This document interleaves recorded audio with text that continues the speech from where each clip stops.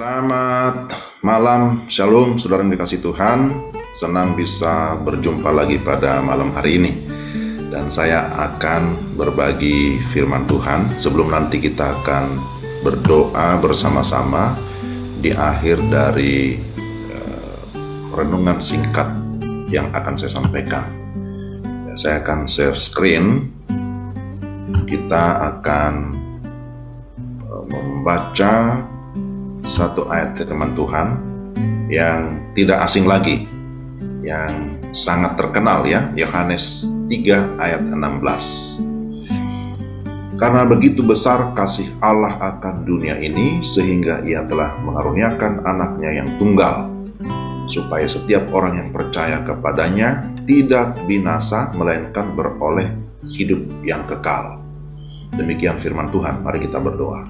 Tuhan, kami mau merenungkan firman-Mu, terangilah hati kami, berilah kami sukacita dan damai sejahtera, supaya kami dapat mendengar firman-Mu dengan baik, dan kami dapat memahami di dalam pertolongan Roh Kudus. Kami berdoa, kami mengucap syukur dalam nama Tuhan Yesus Kristus. Amin.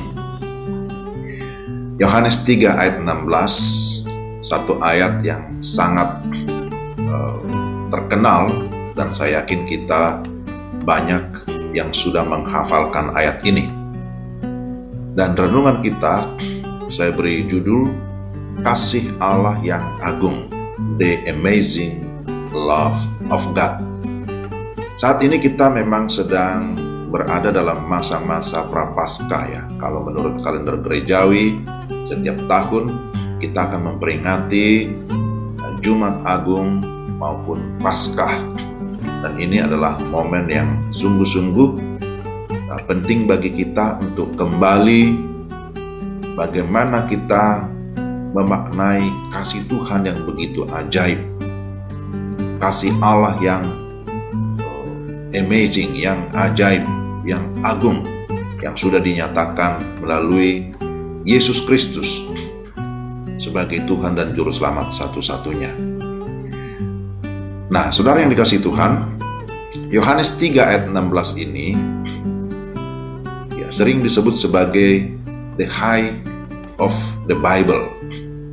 Jadi ayat ini bisa dikatakan merupakan salah satu ayat kunci, ayat yang paling utama di dalam Injil Yohanes, tetapi juga di dalam kitab Injil, di dalam Perjanjian Baru, bahkan bisa dikatakan di dalam keseluruhan Alkitab, berkaitan dengan janji mesianik, janji keselamatan.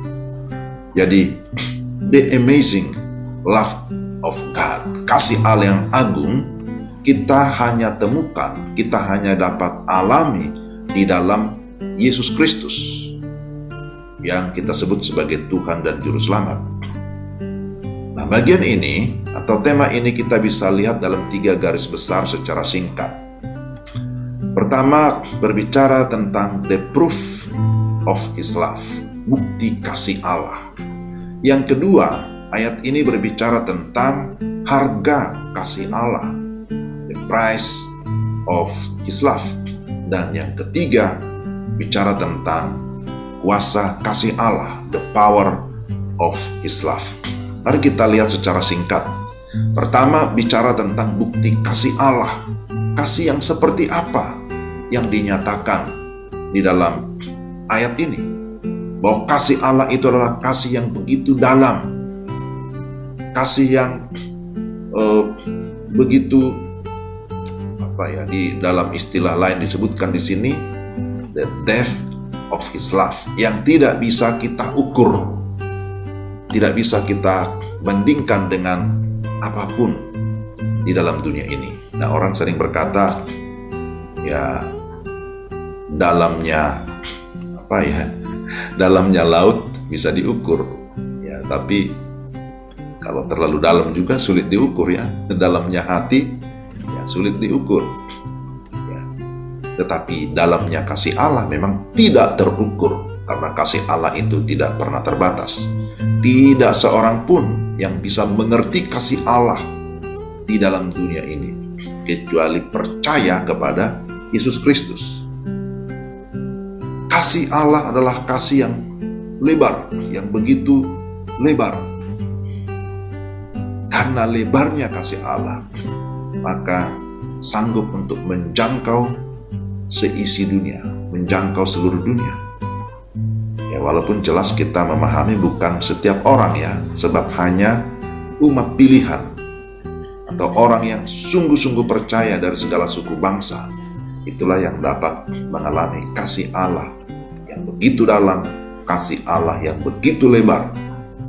Lalu yang kedua, bicara tentang harga kasih Allah. Seperti apa sih kasih Allah itu? Ya, kasih yang berkorban, the sacrificial love. Jadi ketika Allah berfirman, dia menggenapi firman-Nya. Tidak hanya sekedar perkataan, tetapi digenapi dengan action, ada tindakan. Melakukan sesuatu yang bukan sesuatu keharusan, tetapi sifatnya kerelaan. Nah, ini penting, bahwa Tuhan mengutus anak yang tunggal dengan kerelaan karena kasih-Nya yang begitu besar. Ada seorang misionaris yang bernama Jim Elliot ya, yang menjadi misionaris di Ekuador. Tetapi kemudian apa yang terjadi? Dia di sana menjadi martir, mati masih muda karena dibunuh oleh suku setempat yang ada di sana. Apakah dia pergi ke sana karena ada tekanan, karena keterpaksaan? Tidak. Tidak ada keharusan bagi dia juga untuk pergi ke sana. Tetapi dia memiliki kerelaan untuk pergi ke sana. Karena apa? Karena dia mengasihi orang-orang yang ada di Ekuador. Nah, ini adalah teladan ya dari seorang misionari Jim Elliot. Bagaimana dia memahami tentang kasih yang begitu besar? Dia dapat memahaminya karena dia sudah mengalaminya. Dia sudah mengalami kasih Allah di dalam Yesus Kristus. Sehingga akhirnya dia pun tanpa ragu, tetapi dengan satu kerelaan, mau menyerahkan hidupnya bagi Tuhan. Kasih yang berkorban adalah kasih yang juga membatasi diri. Yesus yang adalah Allah, tapi datang ke dalam dunia yang berdosa, mau menjadi hamba, menjadi manusia yang sama dengan kita, bahkan akhirnya mati di kayu salib. Ini adalah bukti kasih Allah dengan mengorbankan dirinya, kasih yang begitu berkorban. Jadi harganya sangat mahal, tidak bisa dibandingkan dengan emas, perak, dengan segala harta dunia ini.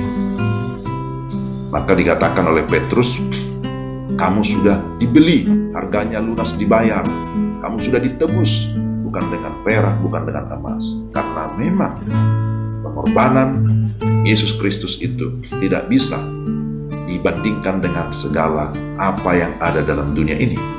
Sebab memang pengorbanannya sempurna, tidak ada batasnya. Seorang bernama Hudson Taylor, seorang misionari yang pernah mengabdikan diri di dalam pelayanan ke Cina.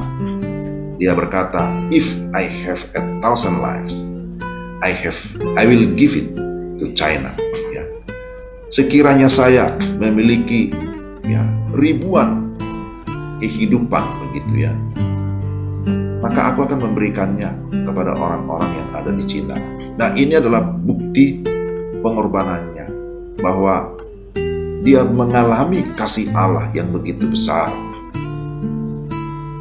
Maka bagi dia, pengorbanannya untuk orang-orang di Cina itu adalah nilai atau harga yang memang harus dibayar sebagai cinta kasihnya kepada Tuhan. Nah, bagaimana dengan saya? Bagaimana dengan kita? Apakah kita memahami bagaimana besarnya nilai atau harga kasih Allah dalam hidup kita? Lalu apa yang kita sudah lakukan? Apa yang kita sudah kerjakan bagi Dia? Kemudian yang ketiga, kuasa kasih Allah. The power of His love. bahwa kasih Allah itu berkuasa untuk mentransformasi manusia dari yang benci bisa mengasihi, bisa mengampuni, dari seorang pendosa menjadi seorang yang percaya kepada Tuhan, mengalami pertobatan, meninggalkan segala dosa, dan sekarang mengaku iman kepada Kristus Yesus. Nah, ini adalah miracle, ini adalah mujizat, ini adalah hal yang begitu ajaib. Tidak mungkin seorang manusia yang sudah berdosa bisa menyelamatkan dirinya sendiri. Itu tidak mungkin. Tidak mungkin bisa mengubah dirinya sendiri, tidak bisa mengubah pola pikir sendiri kalau bukan karena kuasa kasih Allah. Bahwa kasih Allah mentransformasi manusia, kasih Allah menyelamatkan dan menjamin kehidupan kekal bagi setiap orang yang percaya kepadanya. Jadi dalam Yohanes 3:16 di sana dikatakan supaya setiap orang yang percaya kepadanya tidak binasa, melainkan beroleh hidup yang kekal. Jadi dengan percaya dan menerima Yesus Kristus sebagai Tuhan dan Juru Selamat secara pribadi, kita pasti mengalami kasih Allah yang ajaib. Kasih yang rela berkorban, kasih yang mendatangkan keselamatan bagi orang-orang percaya. Mari kita terus menjalani hidup ini dengan mengasihi Tuhan segenap hati, mengasihi sesama seperti mengasihi diri sendiri. Itulah yang Tuhan Yesus perintahkan kepada murid-muridnya, yang disebut sebagai perintah agung. Kita saat ini ada di dalam masa-masa Prapaskah. Mari kita semakin terus menyerahkan hidup kita kepada Tuhan di dalam ketundukan, di dalam ketaatan untuk mau dipakai memberitakan kasih Allah yang begitu besar. Firman Tuhan berkata, apapun yang kita lakukan, apapun yang kita perbuat, jikalau tanpa kasih, itu menjadi sia-sia. Jikalau tanpa kasih, itu sama sekali tidak berfaedah, tidak berguna. Tapi kalau kita sudah mengalami kasih Allah, kemudian kita melakukan segala sesuatu, baik juga memperkatakan segala sesuatu dengan kasih, maka di sana akan ada sukacita. Tuhan dimuliakan, dan kita pun diberkati, orang lain pun pasti akan diberkati. Mari kita berdoa. Tuhan, terima kasih malam hari ini ada kesempatan lagi bagi kami untuk merenungkan firman-Mu. Hamba berdoa menyerahkan semua hamba-hamba yang melayani. Tuhan, berikan semangat, yang ada di garis depan jadi utusan misi, beritakan Injil yang menyelamatkan, memberitakan kasih Allah yang ajaib. Tuhan berkati, berikan kekuatan, Tuhan berikan hikmat.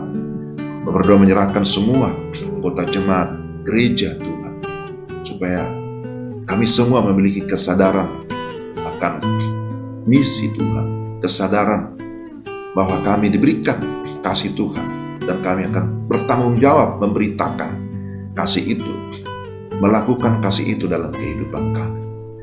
Tuhan berkati semua yang menderita, yang sakit, Tuhan memberikan kesembuhan, tetapi terutama mereka yang terhilang, kiranya mereka bisa mengenal Yesus Kristus, Tuhan dan Juru Selamat secara pribadi. Karena itu sekali lagi pakailah hamba-Mu, pakailah kami terus dengan segala kerelaan, dengan segala kerinduan, supaya orang lain bisa mengenal Yesus Kristus sebagai Tuhan dan Juru Selamat. Terpujilah nama-Mu. Dalam nama Tuhan Yesus kami sudah berdoa. Amin. Ya demikian, saudara-saudara, perjumpaan kita malam hari ini. Dan sampai jumpa lagi di kesempatan-kesempatan mendatang. Selamat beristirahat, Tuhan memberkati.